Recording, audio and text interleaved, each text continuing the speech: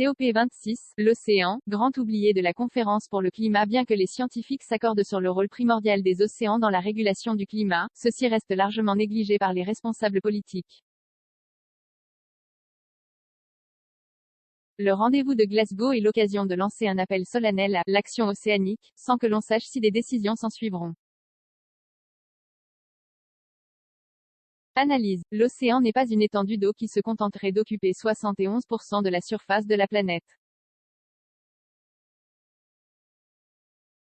Par ses dynamiques biologiques, chimiques, physiques, par sa circulation même, il constitue en réalité une sorte de salle des machines fondamentales qui permet, depuis l'origine, la vie sur Terre.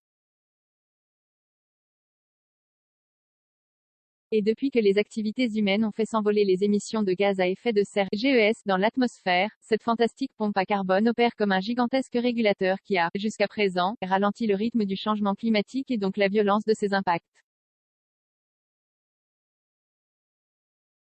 Sans ces interactions avec l'atmosphère, la chaleur serait déjà intenable autour du globe. L'océan absorbe plus de 90% du surplus d'énergie dû à la concentration accrue de ces GES anthropiques et 30% du carbone émis chaque année par les humains.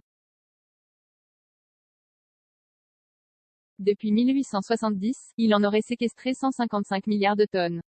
Mais jusqu'à quand pourra-t-il remplir ce rôle? Cette question, en somme, celle de la résilience de l'océan, tarabuste les scientifiques mais ne s'est pas encore vraiment diffusée parmi les décideurs politiques. C'est du moins ce que laisse présager la faible place qui lui est réservée à la conférence sur les changements climatiques, qui se tient jusqu'au 12 novembre à Glasgow, en Écosse. Vendredi 5 novembre, est programmée une table ronde sur la finance bleue, suivie par un appel solennel à l'action océanique, lancé au niveau ministériel afin d'inciter la communauté mondiale à prendre des mesures ambitieuses en faveur de la santé des océans. La séquence peut être vue comme un minimum ou bien comme un progrès relatif. Car l'océan mondial ne figurait pas au programme des COP avant celle de Paris, en 2015.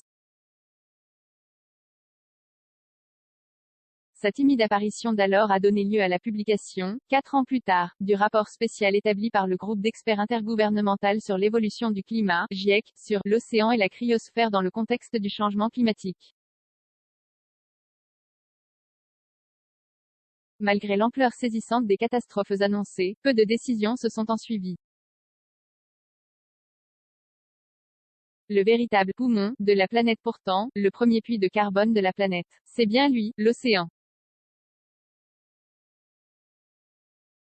Il s'en sature toujours davantage sous forme de gaz dissous dans l'eau et dans une moindre mesure de carbonate et de matière organique qu'il retient dans ses couches profondes pour quelques millénaires. Plus les activités humaines affectent l'état de la planète, plus il se gonfle sous l'effet de la chaleur qu'il ingurgite et des glaces qui fondent. Plus il s'acidifie aussi. Alors l'équilibre complexe de cette fantastique pompe pourrait-il atteindre un jour un point de basculement? 54. 48%.